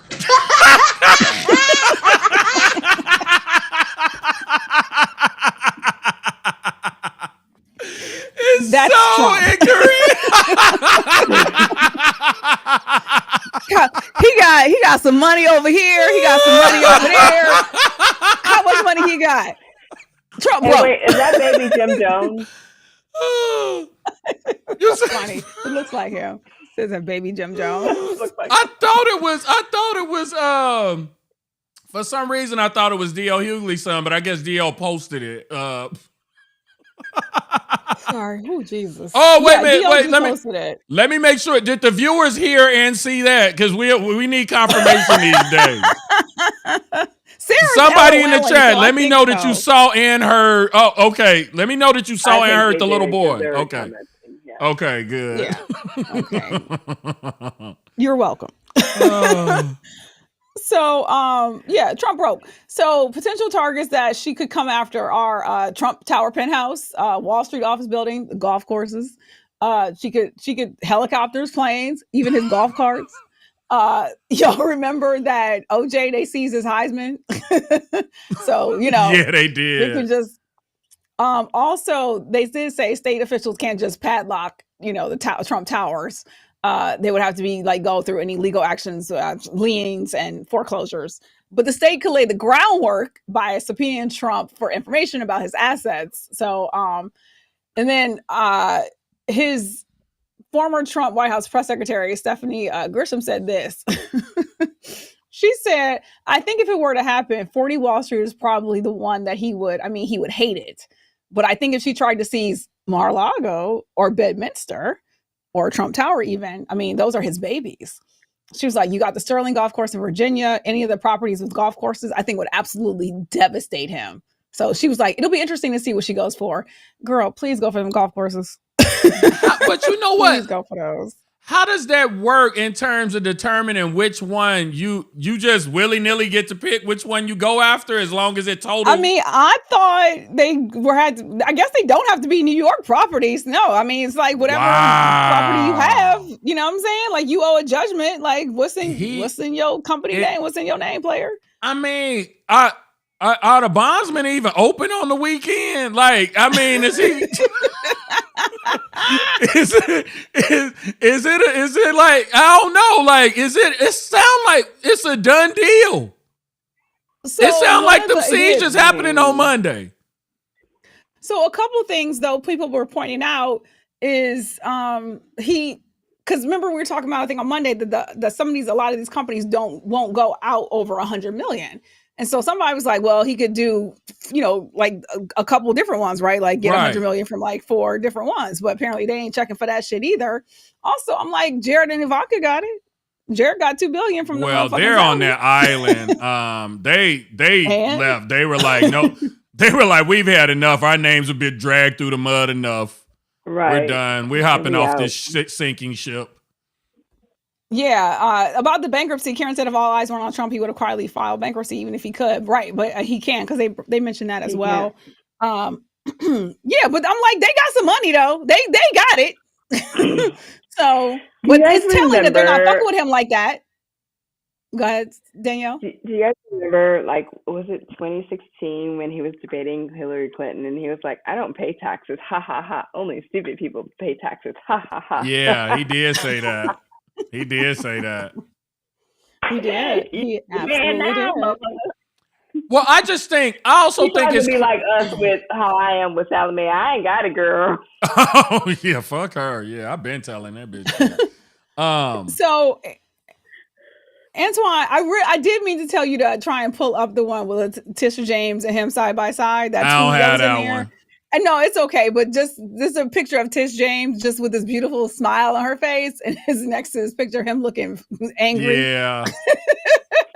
And it's saying breaking: Tish James gets to seize Mar-a-Lago from Trump on Monday. Because I mean, basically, like as you said, Antoine, we countdown. It was Wednesday. Yeah. Player, you got to. I mean, no, I don't look like you about to come up with it. I think it's weird though. Like one of the things, like his team is saying, well, this is unfair, like this is too much, we can't come up with this. And it's kind of like, yeah, it was unfair that you took money that could have been loaned to other people. You know what I'm saying? Like what you did was unfair. You put yourself in this situation, so you don't get to steal a bunch of money. And then when we tell you got to pay it back, you telling us it's a fucking hardship. No, you stole a bunch of money. You got to give it back. Are people's perspectives on that, right? Because people who are trying to ride for him or defend him or just trying to explain like why, trying to figure out why this is an issue. Because remember, the banks are like, we're good, right? I'm like, it's an issue because he lied. He lied. You don't get to do that. Look, I don't get to do it. We don't get to you don't get to do it, right? Like if everybody got to inflate property or devalue them as they saw fit, I don't give a fuck if the bank is supposed to check on it themselves. You don't get to do that because then the financial markets, everything falls the fuck apart. Then you can't rely on what's being presented, what's being put in front of you. Like, why would they even ask this way? Why would you ask if you get to assess it yourself? Why did you ask the question? It's like if it didn't matter, because to me, it seemed like his defense was they all wanted to be associated with Trump, so everybody was happy in the end. It's like, if everybody was happy, why did you have to lie? If they just wanted to be associated with you, then value your property at what it's truly valued at, and it don't matter. If that were the case, you wouldn't have lied. The explanations are always, it's like, no, something's missing here. You're not giving a valid explanation for why you did what you did. In our group, like, and again, how many times have you filed for bankruptcy for one of his companies? At least 3 times, right? He filed personally. It's the businesses that have filed. His businesses have filed at least 6 times. At least 6. At least 6. Yeah. His businesses. At least. Again, money that you have stolen from other people, basically. Yeah. Right. Yep. So, and another thing too, because, and honestly, I had a conversation with a someone I know today about this. And I'm like, I just look, where there's smoke, there's fire. Okay. Like Tish James didn't just walk up and be like, I'm about to make this man's life a living hell. That's not how it works. You actually don't get to do that. Although he wants to do that. That's what he keeps trying to do. But he fucked up. There are criminal acts that have been committed. Okay. So the last tweet I want to note is that there's a picture of Trump and it says he doesn't have 500 million. And then there's a picture of Taylor Swift and it says, guess who does? Oh, thank you, Sarah. So actually that was the other point I wanted to make. Thank you, Sarah. Sarah said, it's so funny how he quite literally wrote his butt a check that he couldn't cash. If he had shut the fuck up, he might not have gotten hit with such high judgments. Modern day hubris. Nice to meet you. Which is the other thing I was going to point out to the person I talked to today is he could have settled this shit a long time ago for nowhere near as much money as he has to come out of right now. No, but you gambled, right? Like you kept fighting it, as opposed to being like, okay, how about I cut y'all this. As soon as all this stuff was brought to you, if you had actually had legitimate legal counsel that you listened to, because I bet they did try and tell your ass you should just settle. I'm sure they did. They had to. Yeah. But his game plan has worked for so long to just litigate. It's worked with other people, but you got the right one this time, bro. Right. But Danielle, there are times when he couldn't, right? Like Trump Stakes or Trump College, Trump University, whatever the fuck that was. Like he had to settle. Like he had to go ahead and cut people checks. So I'm like, you know how to deal with this. We moving on. Actually, I'm sorry. I didn't mean to ask. We don't have the Biden ad queued up, right? No. I don't have that queued up.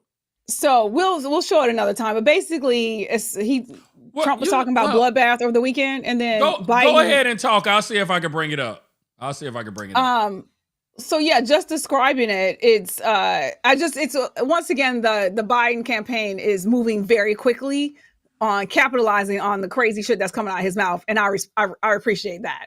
So he was talking all that bloodbath shit over the weekend, and then Biden ad was like, bet. Joey B was like, so what we gonna do is take your language, put it in an ad, put some images with it, and we just gonna put that out there so all the people can see what's what. I'm sorry, I just saw the comments. Tony said they would have been negligent if they hadn't advised him to settle. Exactly, that part. So yeah, I mean, if you can pull it up, great. If not, no worries. Trying to see if it's on this. If it's on this page, I should be able to pull it up. Sarah said, Tish James said, I came here to drink some wine and see some assets. I'm almost out of wine. LOL. Okay. I think I can pull it up. Let's see. 3 of us. 3 web. 3. Okay, let me pull this over here. Yeah, I think I can play it. Oh, yeah. Look at y'all. Look at figuring out production stuff. Now, if I don't get elected, it's going to be a bloodbath. And it's going to be a bloodbath for the country. Jews will not replace us! But you also had people that were very fine people on both sides. Are you willing to condemn white supremacists and militia groups? Proud Boys, stand back and stand by. Please rise for the horribly and unfairly treated January 6th hostages. There'll be a lot of pardons and commutations of January 6th defendants. Yes, absolutely. Tell your supporters now, no matter what, no violence. And it's going to be a bloodbath. We lost Danielle. Why am I on there twice? Is other people seeing that? Oh, sorry. Now, if I don't get elected, it's going to... Sorry. I was like, that is wild. I'm sorry. It's because that was his I'm sorry, Danielle. Oh my God. It's not about me. Oh my God. I looked over and I was like, am I there again? Yeah. Am I double? It's because it was a placeholder there and I didn't change it around. That's what happens. That's what happens when I got to do shit on the fly. What'd you say, Danielle? I'm okay, just being a placeholder. It was very settling. I'm gonna say that because I looked in the bottom square and I was like, "Why am I there again? What is happening?" I didn't even catch it. Speaking of noticing things, I just noticed, Antoine, you have a crescent moon on your shirt. Huh. Oh, I do. Yeah, that's one of my favorite T-shirts that he wears. Yes. Yeah, that's my favorite T-shirt, except for the other part. Ghostface. Oh, whoa! I didn't see all that. Okay. Yeah. Marshalls, whatever they have. Okay, Dion. Technically, he replaced Dion. I mean, he replaced Danielle with me, not the bloodbath thing. Dion is in your corner and upset. All right. I initially read that wrong, but okay, thank you. All right. I didn't actually get a chance to really listen to the Elon Musk Don Lemon interview. I just caught some like commentary on it, but apparently Elon is which, you know, honestly, that doesn't surprise me, just super thin skinned. At some point somebody was like, it looked like Don Lemon either did ask him if he was gonna cry or looked at him like, are you about to cry? He did not ask him if he was gonna cry. So. Yeah. He basically kept saying to him, he was like, imagine. yeah, basically what he was doing. This is what Don did. Don looked good too, especially when he was when he did the preamble to it. But he basically was like, it was slightly not gaslighting, but at one point he could tell Elon was getting irritated, and he basically was like, I don't mean to come for you. You seem upset. He did that to him twice. He's like, because basically Elon started saying, it's almost, I got shit to do because I'm important.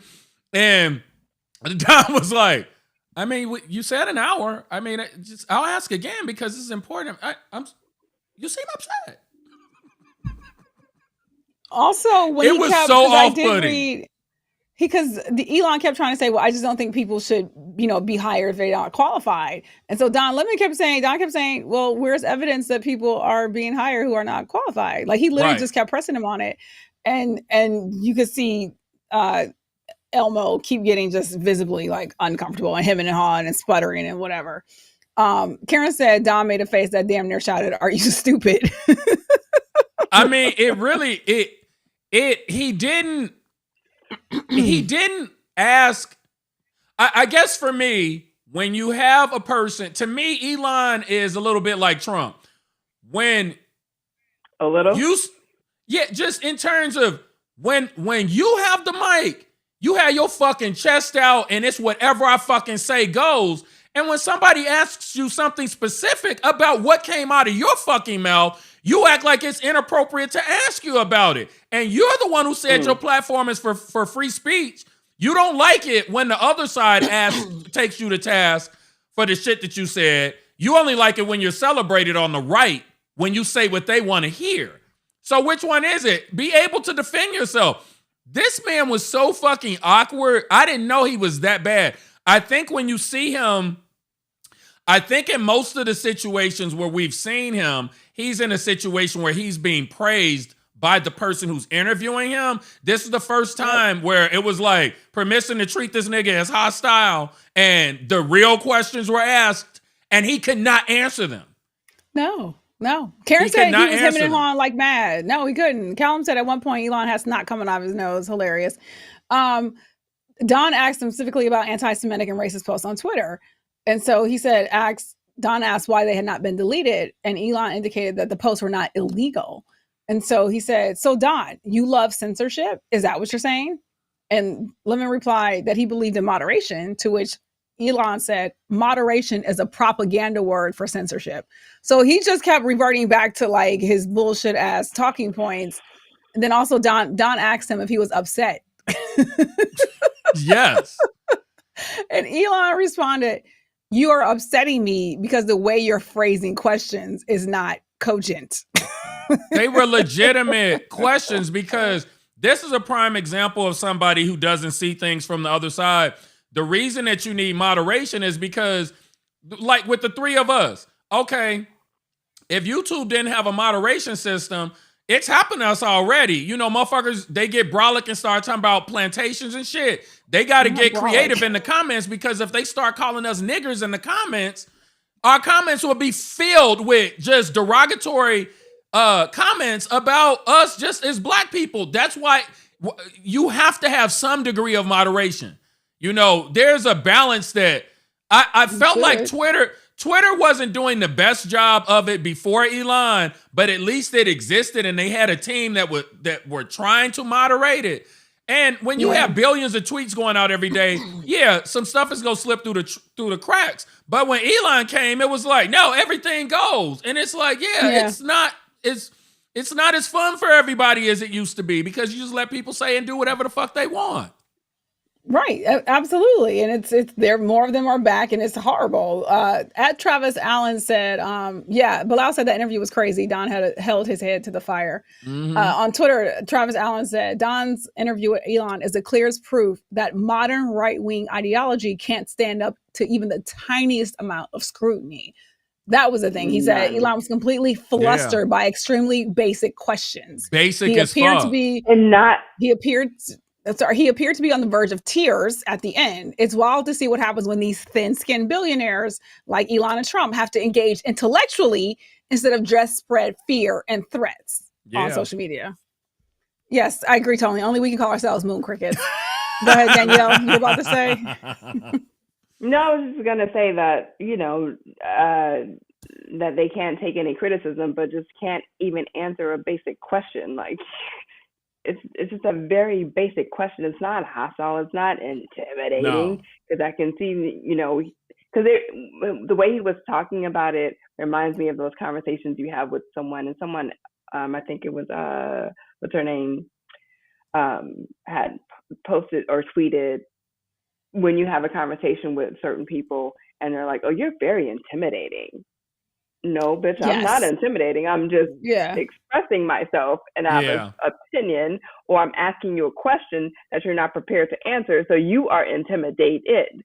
Yeah, but exactly. Me, as a black person, I'm asking you these questions and you are not prepared. Right. Because you are so wrapped up in your racism that you think I'm not smart enough to be able to, sit up here and ask an intelligent, articulate question.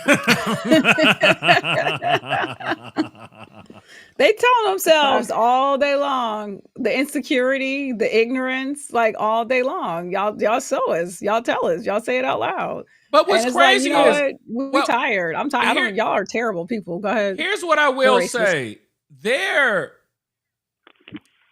is a way, like, I feel like he just got way too emotional because if you had Candace, what's our girl's name? Candace Owens. Candace Owens would have stood on 10 toes. She would have stood in and answered those fucking questions. Candace would have been laughing at Don like, Don, now you know. Do I need to state the facts? I have a list. So he was unprepared. It didn't have anything to do with, I don't like how you phrasing it. You just don't like being held to task for the things that you say. Candace would have been prepared. Why the fuck can't you be prepared? You always out here running your goddamn mouth. Always. But people being around yes people. Exactly. He's around the yes people. And also his intelligent conversations, his intelligent discourse is in a vacuum, right? It's not even just a yes man. Like he's always come across as awkward, right? Like they've said they need people at Tesla to manage him because he can't be out here talking to the employees because he can't. Like it's just that's not a skill that he has. So I don't know why he even set himself up for this. That's the thing. Why did you say nothing was off the table? Why did you invite him onto your platform? I've seen Don Lemon do interviews before. He don't pull punches. What the fuck did you think he was gonna ask you? Like, what your favorite color is? I'm shocked. Look, I'm gonna watch the whole thing. I wanted him to ask him about his trans child that he doesn't speak to. I want to hear the truth about. He said he had a rough upbringing.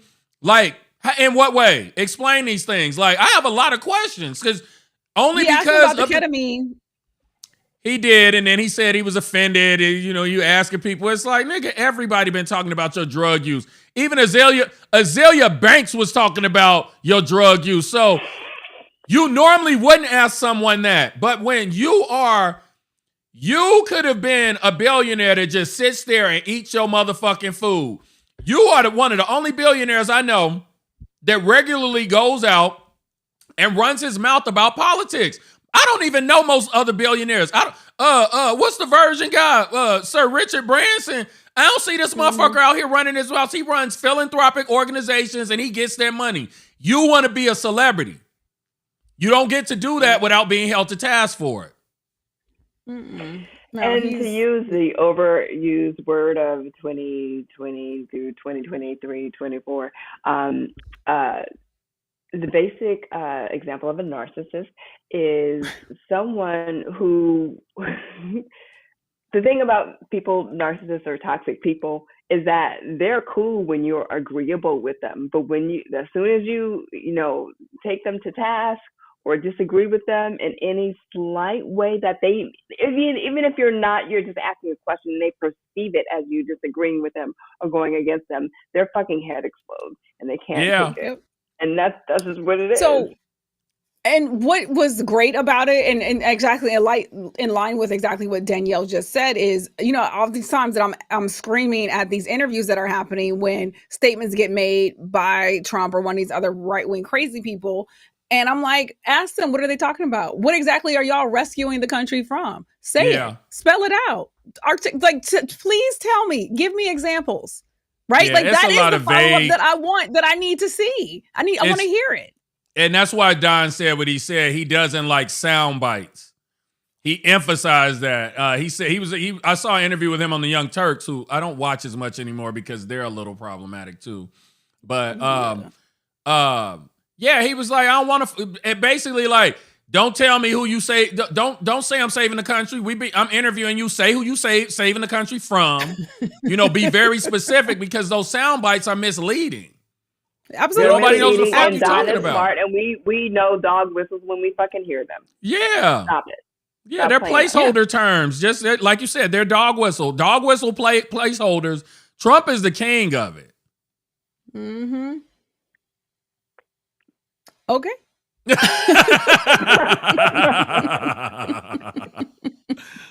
And on that note, there was one more that I saw just about Kate. So we can wrap up with Kate. Somebody said, girl. Somebody said, if they really want to find Kate, someone should just tell AARP that she turned 50. They've been sending me shit since I was 40. And I'm like, did somebody steal my identity? I've been getting the magazine for 10 years. Oh my God. Damn. Yes. What was the one the person said about her being a middle-aged white woman? And I took offense to her being called middle-aged because I said, God damn, ouch. I know she is. I know we are, but damn. And then Antoine want to go and be giving facts and shit and doing math. Yeah. He was like, well, and I was like, look now. Middle-aged, okay? People don't like that middle. Right. People don't like to use the term middle-aged until they're in their 50s, as if everybody lives to be 100. I don't care. So here's the tweet. It's from Eliza Skinner. She said, look, I'm no detective, but if I was trying to find a missing middle-aged rich lady who was tired of her shitty husband, I'd at least ask Pete Davidson. So it was a funny tweet. With that middle-aged part hurt my soul. Go ask the footlong. Ask the footlong if he's seen her. Pete, where you at? He ain't been seen. I kind of want to see it now. I kind of want to know what it looked like. I'm curious. Pete's meat? Yeah, I'd be curious to see Not it. Pete's meat. Okay, you in a timeout, Danielle. Okay, so as a reminder, tell them she needs to renew her car warranty.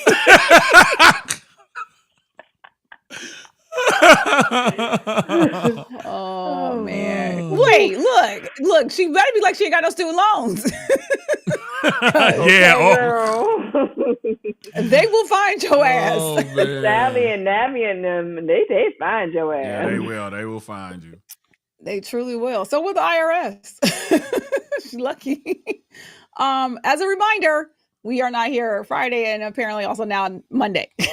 Yeah, and it's my fault. I'm going out of town on Friday, and where are you going, Antoine? I'm going to Phoenix, Arizona. Just to see an old friend. Y'all, stop it. Okay.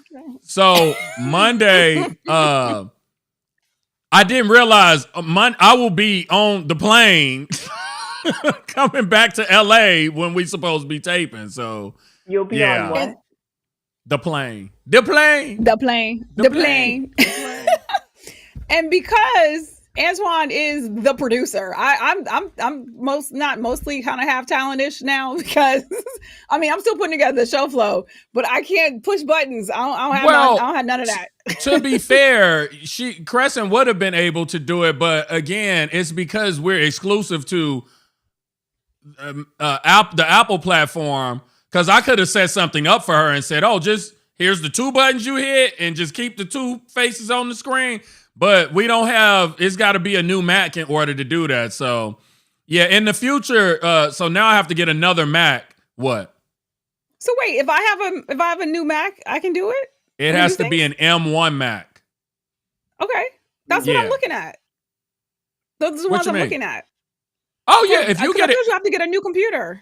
Oh yeah, if you get a MacBook Pro with an M1 in it, yeah. If you get we ain't gonna be able to do it this time, but no, because I don't have it yet. That's what I'm saying. I've been researching them because I want to make sure. Look, if I'm about to spend this motherfucking money, then I need to make sure I'm getting what I need. If you have an M1 laptop, I'll be able to. You'll be able to log in if I'm not there. And I'll make you a basic template and be like, just click these. You'll have about 5 buttons, and then you'll be able, when I'm not there, you'll be able to control the comments. So that's great to hear. That takes a little bit of pressure off of me. Danielle, get ready. It's gonna be me and you over here fumbling. My Mac is old, so I can't do it. Oh, you'll be able to log in though. You'll still be able to participate. That's all I can do. Because the only other travel anyone want to donate a new Mac? The motherfuckers are not cheap. I'm about to finance this bitch. I'm going to a friend of mine is getting married in Romania in July. I'm going to the wedding there. Yeah, so I'm probably and I ain't flying to Romania. The tickets are just ridiculous. So I was about to say, what them tickets looking like? Because I've never been to Romania, I don't think.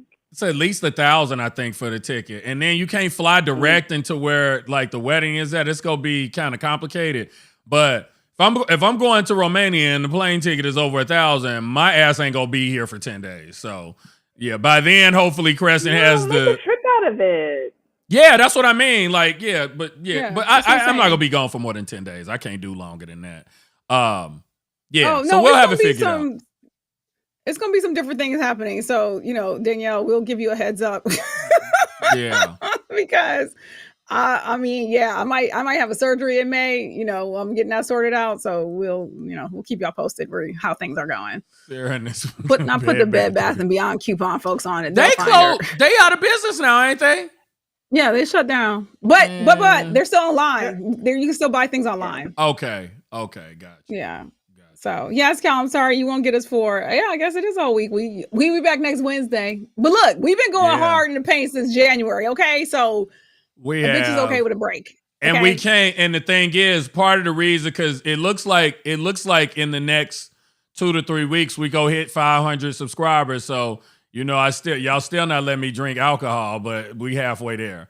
But that's part of it is the consistency is why we've been consistently getting new subscribers because it's consistent. One of the videos a couple weeks ago, we got over 1,000 views and I had to go in the comments. It was like 13, 14 comments. People I didn't even know. They from all over the place.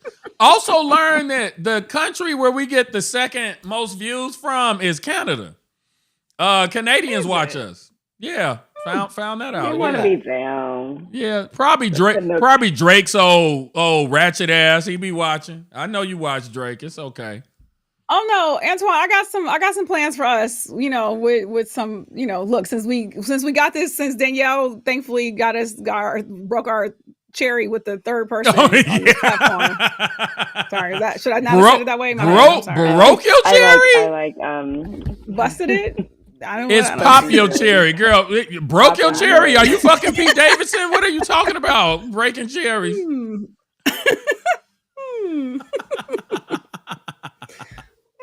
Busted it up. Whatever. Whatever happened. Busted. Okay. But now you sound like Charlemagne, because that's his saying. He said he let us bust up in the club. What's he say? Shoot up a club. You know what we did not talk about is him and Stephen A. Smith had a conversation, and we didn't talk about it because I was like, I refuse. Like, I didn't even see it. Never need to be in the same room. I don't want to. This is what I was like. Oh, this is horrible all around across the board. Yeah. Antoine Drake.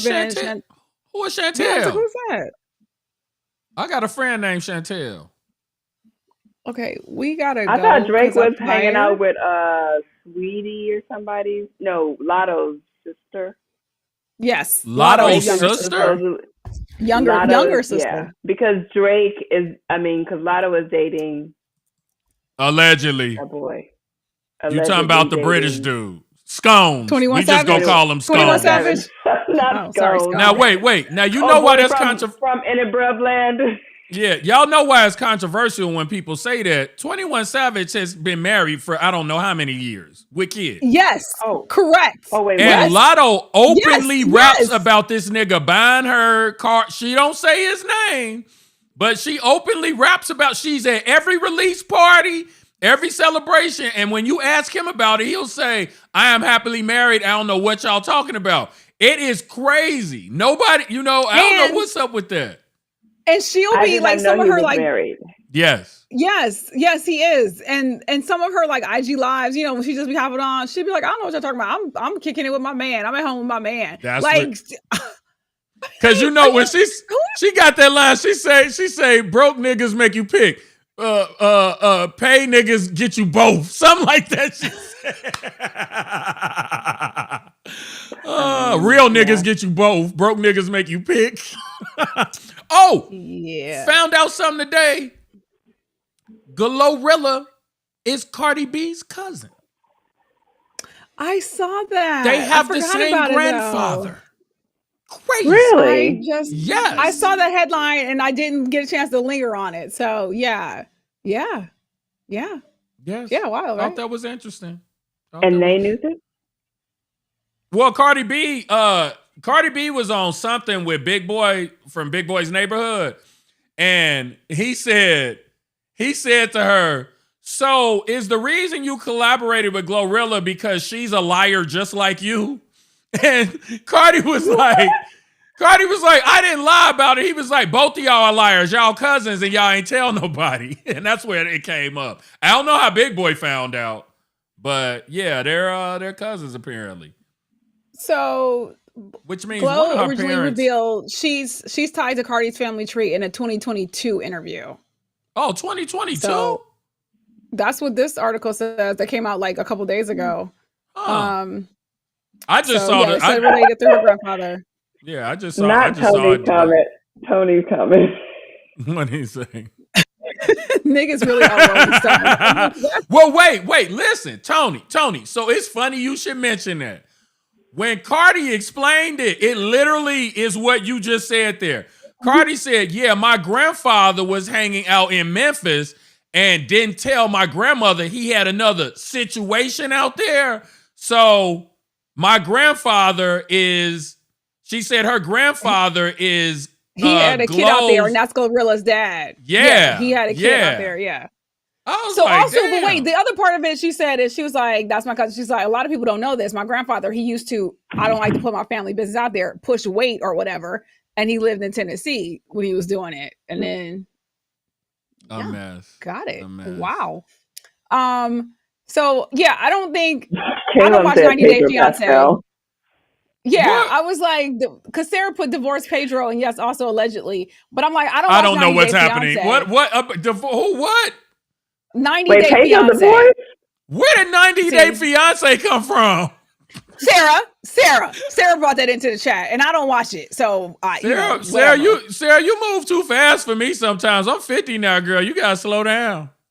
90 Day Fiance, and apparently Love is Blind got a whole bunch of drama going on. So, Chantel is on 90 Day Fiance. That's who she was referring to when she said Drake been talking to Chantel. Okay. Yeah, I've never seen 90 Day Fiance. Apparently it's a cultural phenomenon. I had a Israeli guy telling me about Love is Blind in the car the other day. He was like, they got some crazy shit popping off. Love is Blind. They do. Yeah, they do. Yeah, they do. Is that on I Netflix? can't get into the dating shows. Yeah. I can't get into the dating shows. Me neither. I can't either. They saved Netflix though, because Netflix lost all that content when everybody else snatched everything off of their platform for their own streaming platform. So they went into reality show, culture, and that's what's keeping them afloat. I'm sorry. I just also realized Cardi is also related to Lil Uzi Vert. I didn't know that. That's scary. Yeah. They should have a family reunion and do like a mixtape together. Is Lil Uzi Vert still with JT from City Girls? I don't know. That was always such a weird connection. What's happening with the City Girls? They're dropping Carisha had a single called Gams that she was supposed to be dropping. I don't know if the video came out. And I mentioned before, JT been dropping videos that look like they cost $4 to shoot on her YouTube channel. So I don't know what's going on with her. And that's a travesty because JT can rap her ass off. Somebody should be putting money behind her. It's and also for me. What you 11:55. I'm tired. Also, don't forget the City Girls are experiencing a little bit of backlash from all the Puffy shit because they were, they have a. Yeah. At any rate, well, where is Carisha? She's still over there with Diddy now. No, she scrubbed her IG after that this last thing came out. But where is she? Is she still over at that man's house? I don't know physically where she is, but at least on her online, she was like, "Let me put some distance between us." You ain't seen to her nothing from her. She's somewhere with Kate Middleton. Wherever Kate is, that's where. Her and Kate stood up together. They eating scones. Can you imagine having Kate Middleton on Carisha, please? Oh my God. Somebody needs. That's where she made her appearance. The communication would be like they would not be able to understand each other.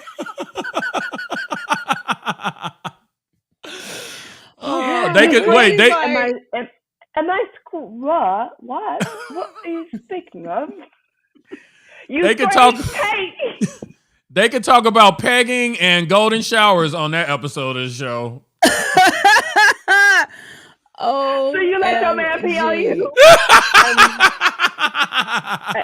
I do not like urination. But Kate was like, but I will put a strap on if you know what that is. Oh God. Does Kate? Yes. No, but Kate doesn't like to do the pegging. Isn't that why he went? Oh, that's right. That's right. The side chick likes it, right? Allegedly. He likes it, but Kate won't do it, so the other girl will be. I think the side chick is a trad wife, okay? Kate is a trad wife. She don't do that. So he went and got her a hoe. Him a hoe. We're wrapping up. He got him a city girl. We're done. We're so done. Maybe William will start dating Carisha and she'll be the Queen of England. How about that? I refuse. How about that? That would really make Kate head explode because wasn't she one of the ones who was asking about the color of the baby, Meghan and Harry's baby? I don't know. Thank you, Caleb. Oh, thank you, Caleb. Yeah, we'll see y'all on Wednesday of next week. Sorry for the long break. I keep saying Callum and you keep saying Caleb. We should decide on how we gonna pronounce it. I thought it was Callum. Thank you, though. Thank you. Everybody. Yeah. All right, I'm clicking finish. It's gonna fade out. Fade to black niggas.